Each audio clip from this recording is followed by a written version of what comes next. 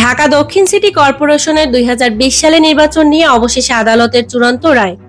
Vote কারচুপির অভিযোগে mayor Sheikh Fazle Noor তাপসের পদ বাতিল করে বিএনপি দলীয় প্রার্থী ইশাক হোসেনকে মেয়র হিসেবে ঘোষণা করেছে আদালত।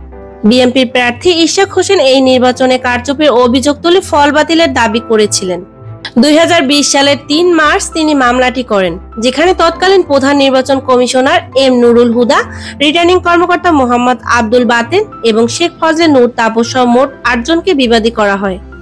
আদালতের আদেশে নৌকা প্রতীকে নির্বাচিত তৎকালীন মেয়র শেখ ফজলে নূর তাপসের গেজেট বাতিল করা হয়েছে এবং ধানের শীষের প্রার্থী ইশাক হোসেনকে মেয়র ঘোষণা করা হয়েছে। এই রায়ের ফলে রাজনৈতিক অঙ্গনে নতুন আলোচনার সূত্রপাত হয়েছে। তবে আইন অনুযায়ী শেখ ফজলে নূর তাপস চাইলে 30 দিনের মধ্যে আপিল ট্রাইব্যুনালে যেতে পারবেন। আপিল ট্রাইব্যুনাল 120 দিনের মধ্যে চূড়ান্ত রায় প্রদান করবে। শার্স বিডি নিউজ, সাবিনা ইয়াসমিন।